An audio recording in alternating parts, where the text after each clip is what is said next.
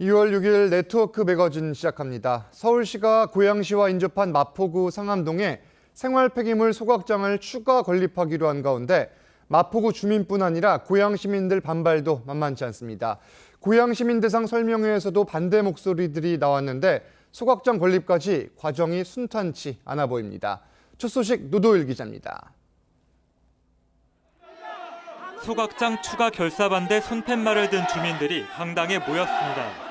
소각장 시설 반대한다! 반대한다!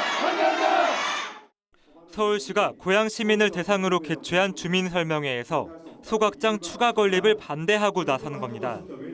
주민들은 고양시 관내에 이미 서울시 기피시설이 많이 있다며 입지평가 시 이 부분까지 고려했어야 한다고 지적했습니다. 고양시 덕양구에는 서울시립승화원과 난지 물재생센터 등이 들어서 있습니다. 모든 서울시 시민들의 이익을 위해서 저희는 계속 희생을 해야 되느냐, 이게 가장 큰 문제입니다. 서울시는 환경영향평가 결과 소각장을 추가 건립해도 유해물질 배출이 기준치 이하라며 고양시 대기 환경에 문제가 없다고 설명했습니다. 환경평가를 실시하였고 평가 결과 모든 항목에서 환경 기준을 만족하는 것으로 평가되었습니다. 서울시는 지난해 10월부터 마포구 주민을 대상으로 설명회를 열고 있지만 몸싸움까지 오가는 등 난항이 이어지고 있습니다. 서울시는 공청회 등을 통해 주민들을 계속 설득해 나가겠다는 방침입니다. TV조선 노도일입니다. 난방비 폭탄이라 불릴 정도로 난방비에 대한 부담이 심각해지자 지자체들이 예산을 편성하거나 조례까지 제정하며 추가 지원에 나서고 있습니다. 하지만 재정난을 겪는 지자체는 추가 지원이 어렵다 보이니 형평성 논란도 제기될 걸로 보입니다. 김승돈 기자입니다. 홀로 사는 60대 이모 씨는 낮 시간에는 보일러 전원을 끕니다.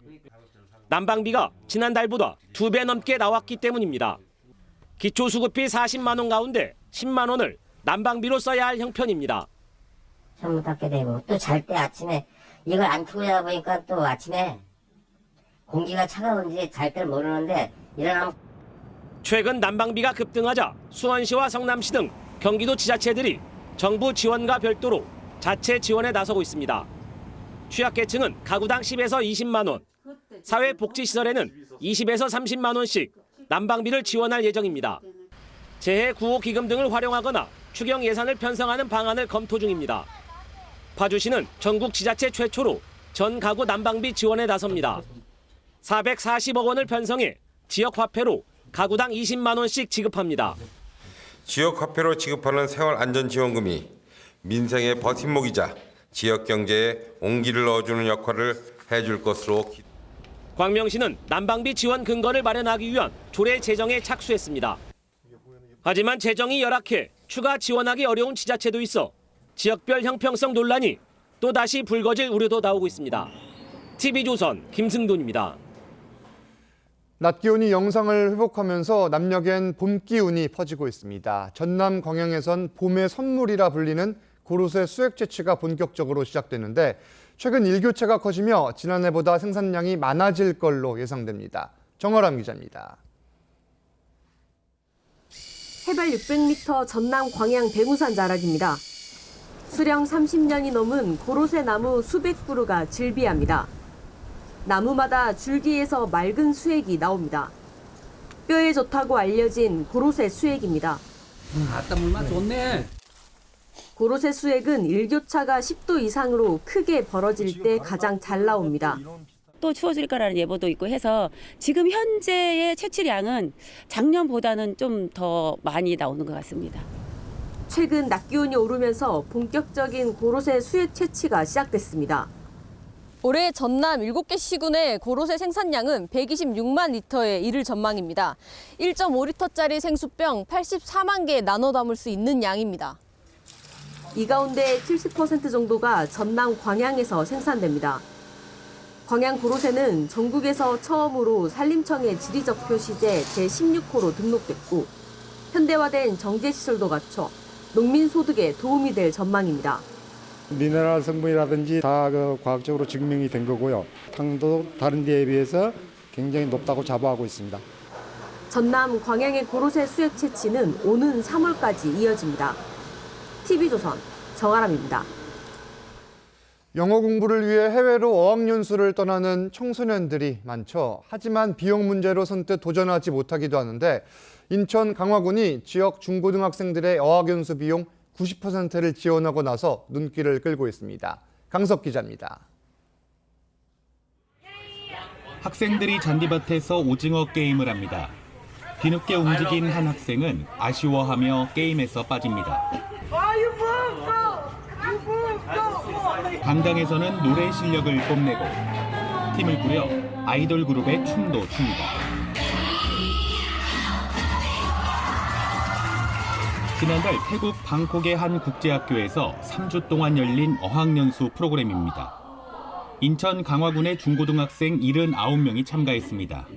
이런 기회가 흔치 않은데 혜택을 누릴 수 있는 거기도 하고 더 나은 영어를 실력을 늘릴 수 있는 기회여서 학생들은 원어민 영어 수업을 듣고 휴일엔 태국 문화 체험도 합니다.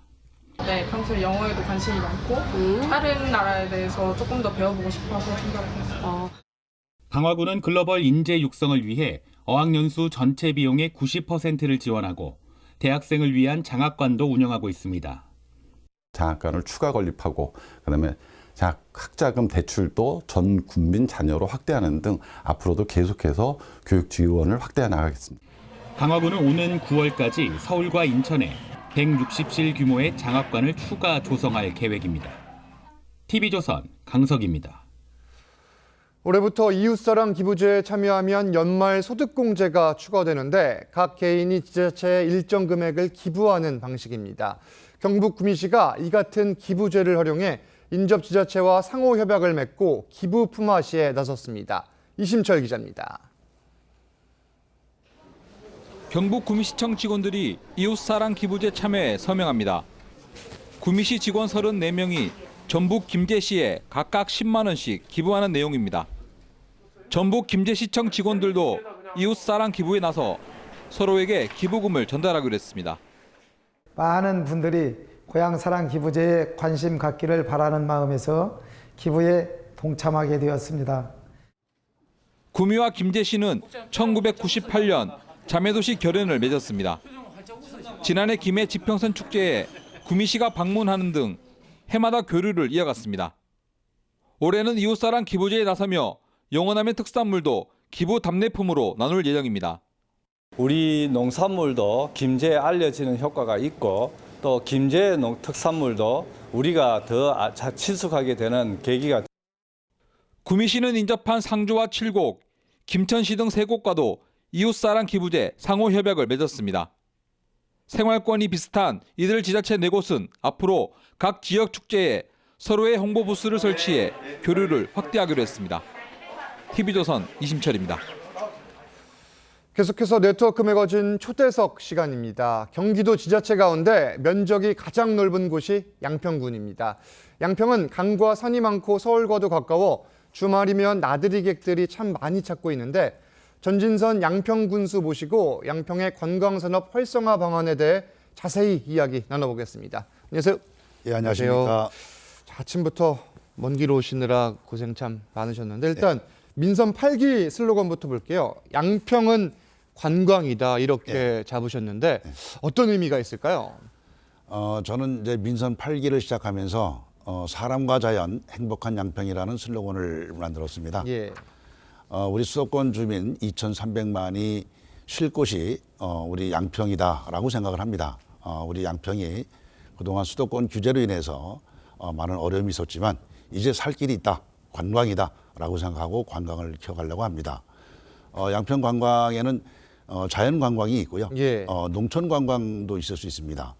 그다음에 이제 종교 관광이라는 부분을 제가 만들어 실천을 하려고 합니다. 그래서 볼거리, 먹을거리가 있는 그런 관광 자원 도시 양평을 만들어 보려고 합니다. 사실 저뿐만이 아니라 시청자분들도 양평을 참 많이 가고 있어요. 두물머리 모르시는 분들이 사실 없을 것 같고 세미원도 그렇고 이 국가 정원 지정을 추진하고 있다고 들었는데 현재 진행 상황이 어떻습니까? 맞습니다. 지금 말씀하신 대로 6년 연속 병 두물머리가 한국 관광 100선에 포함될 정도로 예. 많은 분들이 옵니다.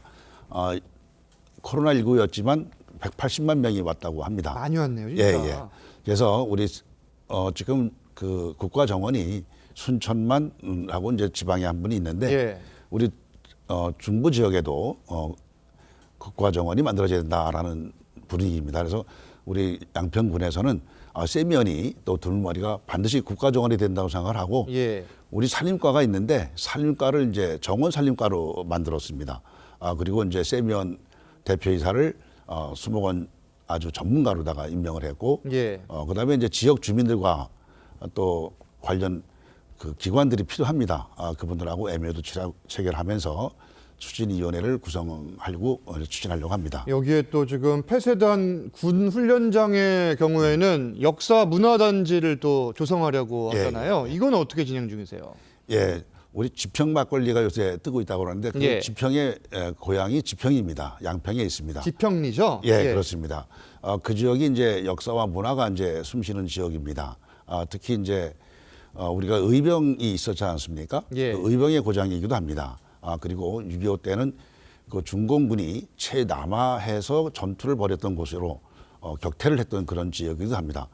또 현재는 그 군에 그 탄약창이 있어가지고 또 어려운 지역이기도 합니다. 예. 그래서 군으로부터 그 군 부지를 저희들이 받아서 그것을 이제 역사와 문화가 숨쉬는 그런 박물관으로 만들어서 아까 말씀드렸던 그런 문화와 역사가 함께하는 그런 지평으로 만들려고 합니다. 뭐 지평리 일대가 역사적 의미가 많다 보니까 이곳에 문화단지를 만들겠다 이런 말씀을 해주신 거고. 예, 맞습니다. 이게 사실 뭐 서울 등 외부에서 오가는 분들이 많은데 예. 길이 많이 막혀요. 맞습니다. 이 인프라 구축 계획 혹시 없을까요?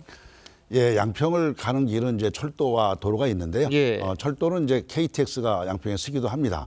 그래서 이제 인근 용문역이라고 있는데 그것도 KTX가 쓰게 하려고 해서 교통을 좀 철도 교통을 만들어 가고요. 그다음에 이제 도로 교통인데 도로 교통은 이미 이제 예타가 통과된 서울과 양평 간 고속도로가 있습니다. 예. 이 고속도로를 빨리 건설을 하고 그래서 고속도로가 건설되면 20분 내에 양평을 다다를 수 있는 그런 곳이 됩니다. 그리고 이제 중부 내륙 고속도로가 곧 개통이 됩니다. 그것이 이제 화도까지 가면 서울 양양간 고속도로와 연결이 되면 서울 진입이 굉장히 빠를 것이고 또 제2 외곽 순환도로가 수도권 순환 고속도로가 이제 개통이 됩니다. 그것을 발맞추면 양평이 이제 뭐 교통에서 어려운 것이다라는 말은 좀 벗어나지 않겠나 싶습니다. 광역 교통망도 지금 구축을 하고 있는 그런 상황이고 여기에 또 지금 환경 교육 도시를 추진하기 위해서 이 네트워크단도 구성을 했는데 이게 지금 교육부에서 지정을 받아야 되는 건가요? 환경부로부터 받습니다. 환경부로부터 받는다.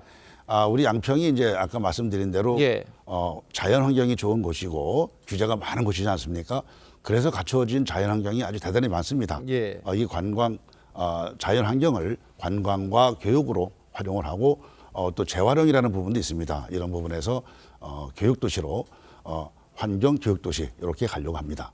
자, 마지막 질문인데 이게 사실 양평군이 얼마나 큰지 모르는 분들도 있을 것 같아요. 경기도에서 일단 제일 크고 그렇죠. 서울시가 600제곱킬로미터 이상인데 양평이 800제곱킬로미터 이상이더라고요. 877입니다. 서울시의 1.5배입니다. 1.5배나 크다. 그러면 이게 아무래도 도시 내 맞습니다. 격차도 클 것 같은데 해소 방안이 좀 있어야 될 것 같아요. 그래서 이제 양평이 수도권과 가까운 지역은 이제 서부 지역이라고 하고 수도권에서 먼 지역이 동부 지역이라고 하는데 서부 지역은 이제 관광 인프라가 좀 많고 그런 서비스업이 발전돼 있고요. 동부 지역은 농업 발전 지역인데 이쪽 인구가 많이 줄어들고 있습니다. 그래서 이제 5천이 안 되는 그런 면도 있기 때문에 그 5천 명을 채워야 된다라는 그 슬로건을 가지고 체험의 정책으로 그쪽에 어린 학생들도 올 수 있고 또 어르신도 잘 살 수 있고 또 농촌 또 귀촌하는 분들도 살 수 있도록 그렇게 만들어 가려고 노력하고 있습니다. 하나 더 질문 드리면 앞으로 양평을 어떻게 만들어 가겠다 이 말씀도 좀 부탁을 드릴게요. 이제 양평을 아까 금방 말씀드린 대로 서부권, 중부권, 동부권이라는 권역을 나눠 가지고 양평을 활성화 중심으로 이렇게 만들어 가려고 합니다. 그리고 이제 양평에 오시면 낮에는 자연 풍광이 좋은데 밤에 오면 이제 볼 게 없다고 해요. 볼거리가 아무래도 부족하다 이거군요. 그래서 이제 야경을 중심으로 해서 양평을 우리 수도권 주민들에게 이렇게 보여드리는 그런 사업들을 추진하려고 합니다. 양평은 관광이다. 앞으로 기대를 좀 많이 하겠습니다. 와주십시오. 예, 전진선 군수님 말씀은 여기까지 듣겠습니다. 감사합니다. 감사합니다. 예.